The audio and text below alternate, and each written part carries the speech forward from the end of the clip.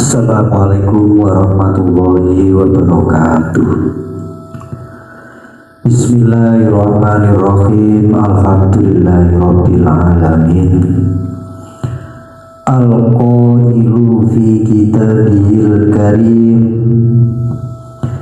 walau anna ahlal qura amanu wattaqo lafatahna alaihim barakatin minas samai wal ardi walakin kadzabu fakhadnahu bima kanu yaksibun. Astaghfirullahaladzim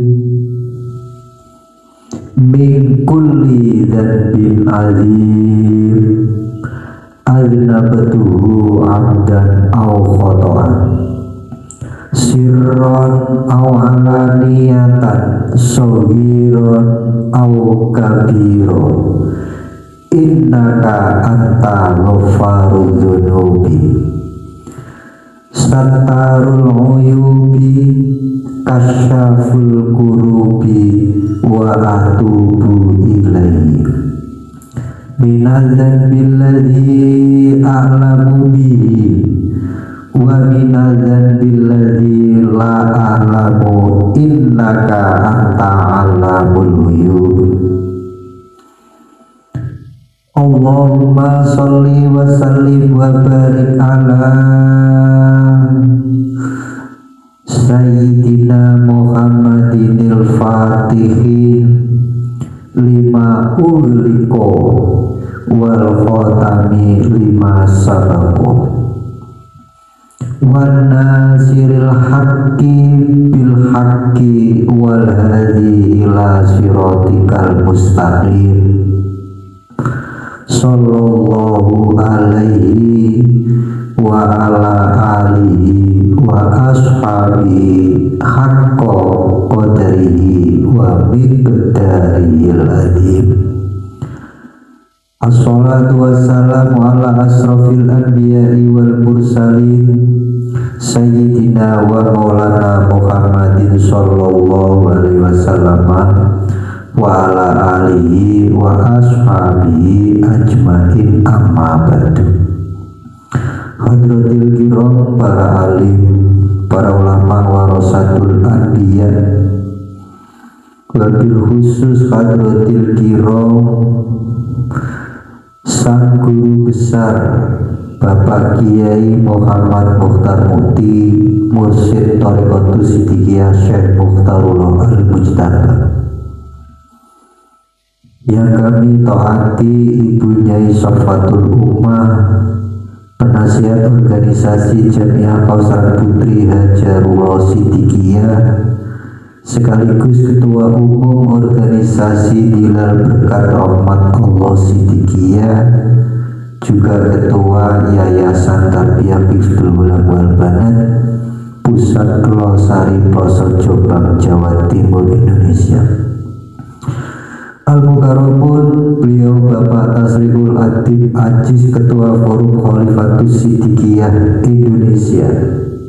Al-Mukarramun, beliau Bapak Muhammad Subhi Al-Jalsani, pimpinan Wali Talqin Thariqat Siddiqiyah Indonesia, sekaligus Ketua Umum Organisasi Pemuda Siddiqiyah Front Ketuhanan Yang Maha Esa. Yang kami hormati segenap pengurus dan anggota organisasi di lingkungan Thariqat Siddiqiyah, Bapak Ibu yang berbahagia, hadirin wal hadirat rahimakumullah. Ada sebuah hadis Nabi yang dinukil oleh Imam Jalaluddin Abdurrahman dalam kitab Tafsir Abdul Mansur jilid 6 halaman 629. Imam Jalaluddin Abdurrahman itu wafat pada tahun 911 Hijriah. Beliau dimakamkan di Kairo, Mesir. Bapak Ibu yang kami muliakan,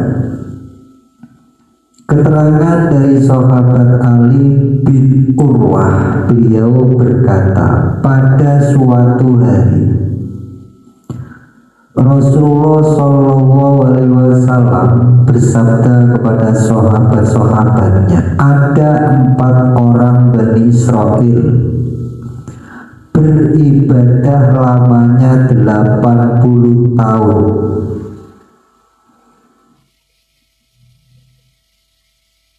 Terlewat sekejap mata pun tidak pernah maksiat kepada Allah Ta'ala. 4 orang Bani Israel tersebut nama-namanya: 1 Nabiullah Ayub alaihissalam, nomor 2 Nabiullah Zakaria alaihissalam, nomor 3 Hizkil bin Ajus, nomor 4 Yusa bin Nuh alaihissalam. 4 orang Bani Israel itu Rasulullah menyebutkan, arba'atun min Bani Israila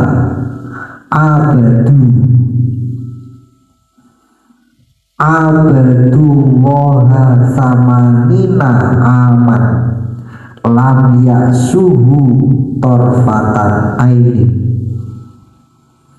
Arba'atun min Bani Israila abadullah samanina aman lam yasuhu torfata aini. 4 dari Bani Israel, mereka ibadah kepada Allah 80 tahun, tiada pernah maksiat kepada Allah sekejap mata pun. Maka para sahabat mendengar berita dari Rasulullah SAW tersebut merasa takjub. Maka datanglah malaikat Jibril alaihissalam kepada Rasulullah. Jibril berkata, ya Muhammad, ajibat ummatuka min ibadati haula in nafari samanina sanatan. Wahai Muhammad, umatmu heran dari ibadahnya 4 orang tersebut 80 tahun. Faqad anzalallahu khairan min dzalik faqara'a alaihi inna anzalnahu fi lailatul qadar wa ma adraka ma lailatul qadar lailatul qadri khairum min alfi syahrin. Surat Al-Qadar. Maka sungguh Allah Ta'ala menurunkan yang lebih baik daripada 80 tahun tersebut. Inna anzalnahu fi lailatul qadar. Qala Jibril alaihissalam, hadza afdalu mimma ajibta anta wa ummataka. Qala fasarro bidzalika Rasulullah sallallahu alaihi wasallam wan nasu ma'ahu. Berkata Jibril alaihissalam,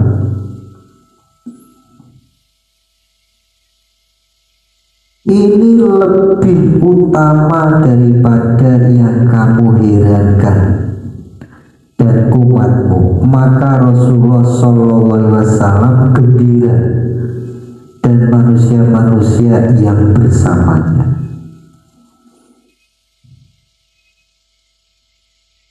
Bapak Ibu yang kami muliakan,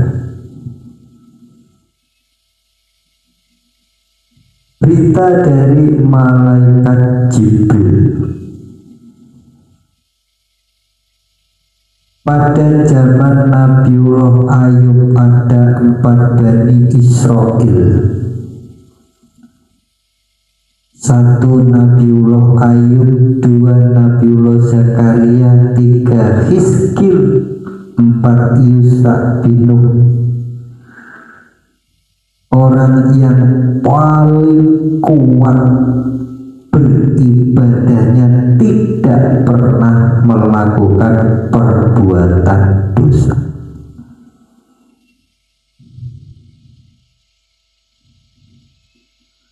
Bapak Ibu yang kami muliakan, Nabi Ayub alaihissalam, anak bin Ishak bin Ibrahim, beliau seorang nabi yang sangat tekun beribadah. Beliau adalah seorang nabi yang sangat kaya, mempunyai ternak yang bermacam-macam, seperti sapi, kambing, kuda, keledai, unta, dan lain sebagainya. Beliau seorang yang baik hati, suka mengeluarkan harta bendanya untuk membantu fakir miskin, untuk membantu anak yatim piatu, untuk memuliakan tamu, dan sebagainya. Kekayaannya itu tidak melalaikan ibadahnya kepada Tuhan. Kekayaannya itu tidak melalaikan ibadahnya kepada Allah. Kekayaannya yang melimpah-limpah tidak menyebabkan ia menjadi sombong, tidak menjadikan lupa kepada orang miskin, walaupun ia seorang yang kaya raya, namun kehidupannya tidak berlebih-lebihan. Bahkan semakin kaya, semakin bertambah taatnya kepada Allah. Dengan kekayaan yang banyak dan keturunan yang banyak pula, dia tidak makin kendor semangatnya untuk beribadah dan bersujud kepada Allah.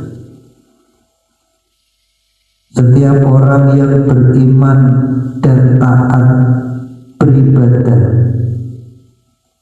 Syaitan selalu mencoba menggodanya. Jadi iblis laknatullah, setan selalu mencoba menggodanya. Demikian pula akan halnya terhadap Nabiullah Ayub alaihissalam. Dengan berbagai cara dan akal bulus syaitan mencoba membujuknya dengan merayu-rayu dan dengan senjata yang ampuh, agar Ayub dapat bergeser dari imannya dan dari ibadahnya. Ini terus syaitan mencoba. Bapak Ibu yang kami muliakan, pada suatu saat Nabi Ayub itu mendapat cobaan. Cobaan yang diterima pertama, harta bendanya habis, sehingga Ayub yang tadinya kaya raya lama-kelamaan menjadi miskin. Hal ini tidak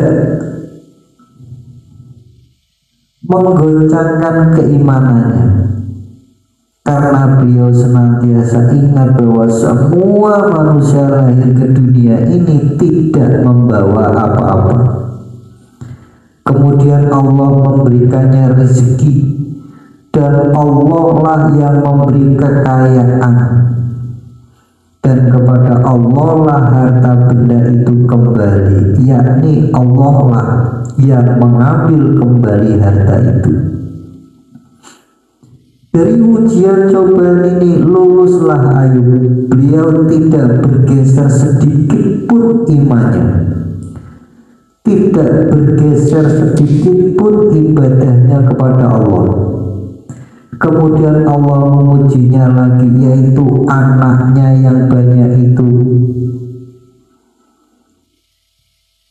Sekarang banyak pula yang mati, wafat dari saat ke saat. Cobaan itu, ujian itu terus berjalan pada Nabiullah Ayub alaihissalam. Cobaan ini tidak mempengaruhi dari Nabi Ayub. Beliau ingat bahwa manusia semula dari Allah, kemudian kembali kepada Allah, termasuk juga dirinya akan kembali pula kepada Allah. Cobaan itu diterima oleh Ayub dengan sabar. Kemudian syaitan berusaha sekuat tenaga untuk menggoncangkan keimanan Nabi Ayub, dan Allah mengujinya dengan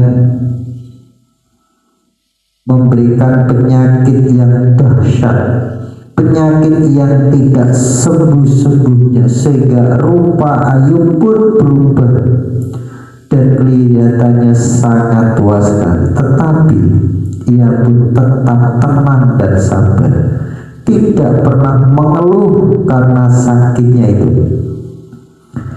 Dan segala ibadah yang dikerjakan sebagaimana waktu sebelum sakit, ia kerjakan dengan bertambah khusyuk.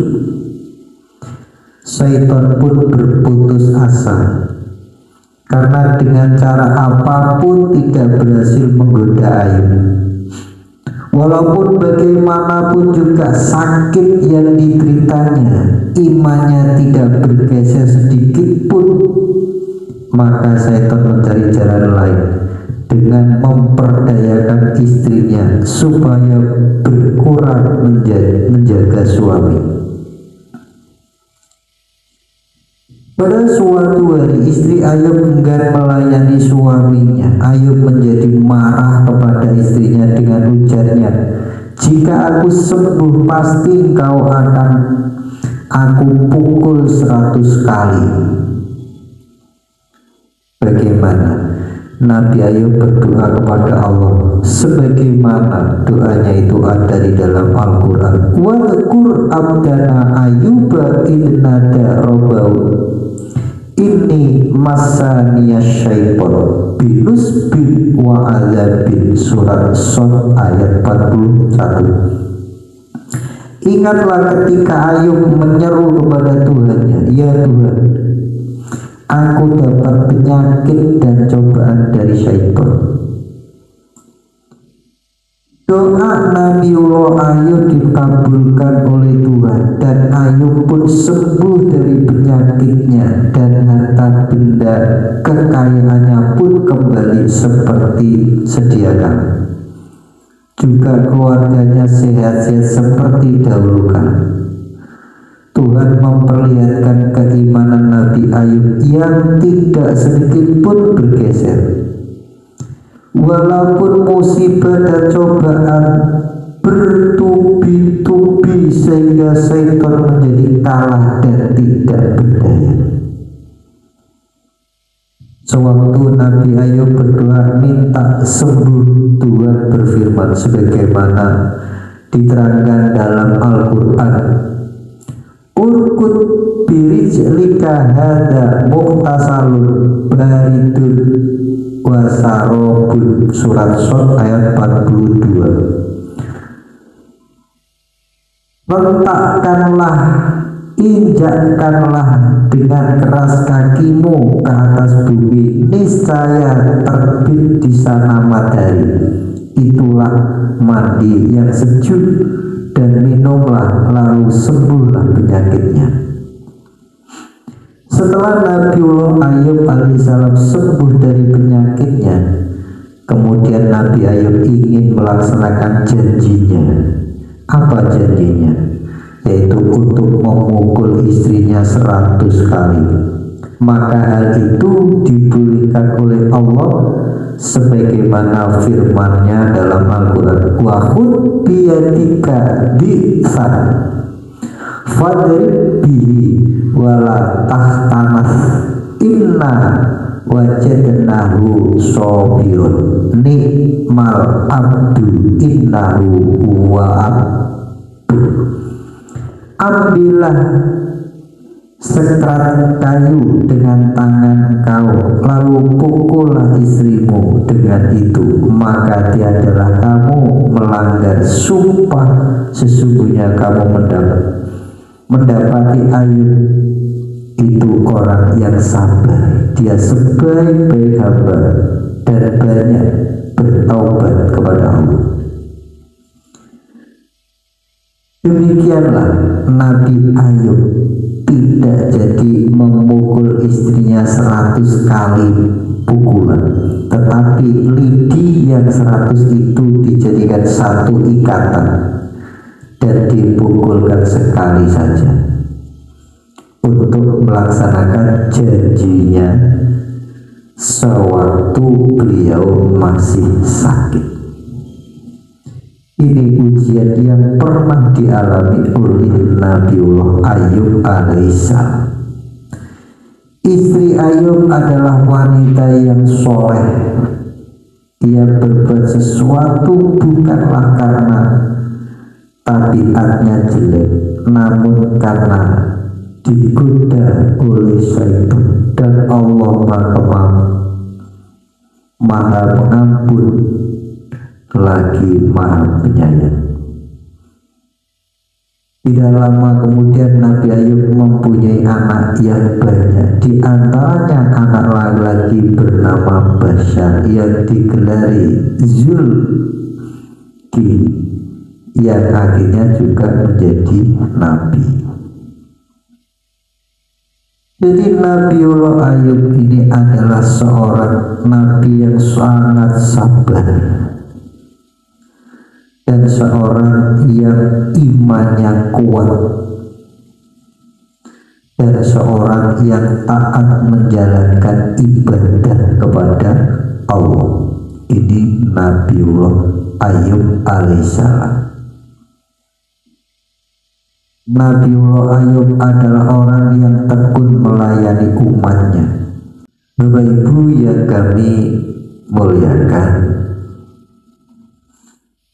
saya kira cukup apa yang bisa kami sampaikan. Mohon maaf atas segala kekurangan. Sekian, akhir kalam. Wassalamualaikum warahmatullahi wabarakatuh.